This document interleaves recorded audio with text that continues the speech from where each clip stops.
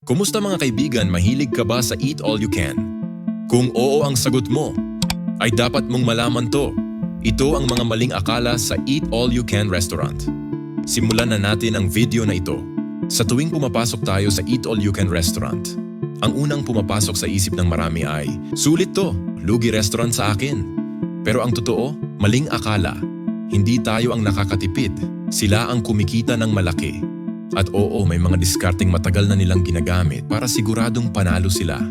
Ito ang kwento tungkol sa tunay na laro sa likod ng salitang Eat All You Can. Pagpasok mo pa lang sa buffet, mapapansin mo ang isang pattern. Nasa harap lagi ang murang pagkain. Fried rice, pansit, soup, bread, gulay. May tawag diyan, stomach filler technique. Sa unang round, excited ka, gutom ka. At pag gutom ang tao, hindi nag-iisip. Kukuha ng marami.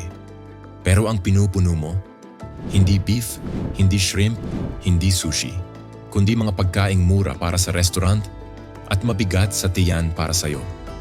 Sa unang 10 minuto pa lang, panalo na sila. Marami sa mga pagkain na premium looking ay hindi naman talaga premium. Halimbawa, yung beef, madalas mura na cut, marinated para lumambot. Yung sushi, more rice, thin fish. Yung tempura, flour ang kapal, shrimp ang nipis. Hindi rin nila nililinlang ang customer. Presentable lang ang plating. Ang sikreto nila, gawing mukhang pangmayaman ang pagkaing mura ang puhunan. Doon sila nakakatipid ng hindi halata. Ever wonder bakit ang bilis maubos ng shrimp? Pero pag gulay, never nauubos? Bakit kaya ang tempura refill parang nananadya? Pero ang fried rice parang fountain na walang katapusan. Hindi sila nagkukulang sa supply. This is a tactic called refill pacing.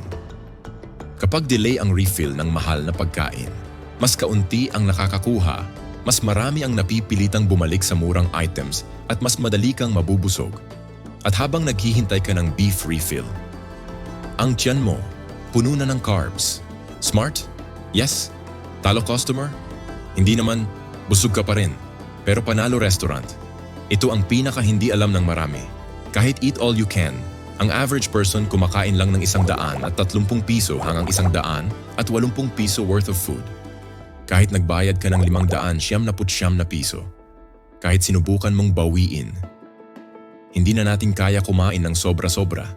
May iilan na malakas kumain. Pero sila ang exception, hindi rule. At kapag ang karamihan ay mabilis mabusog, ibig sabihin consistent ang kita ng restaurant. Dito sila nananalo ng tuloy-tuloy. Sa totoo lang, hindi lang pagkain ang puhunan nila. Ang tunay na gold mine? Drinks.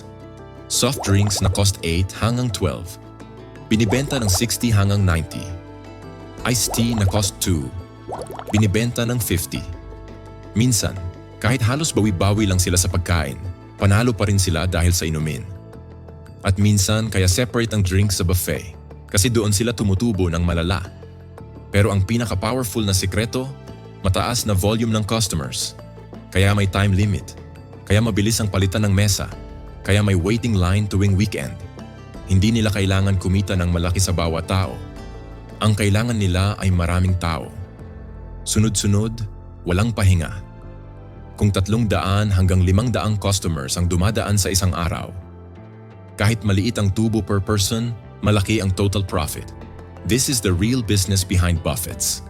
Kaya sa susunod na kumain ka sa Eat All You Can, tandaan mo, hindi sila lugi, kahit gutom ka pa.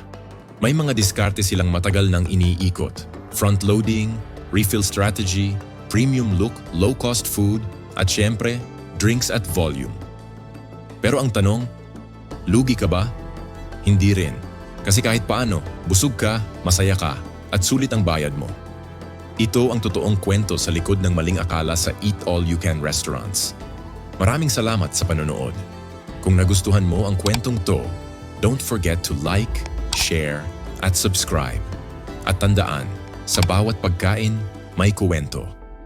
Kita-kits ulit sa susunod na video.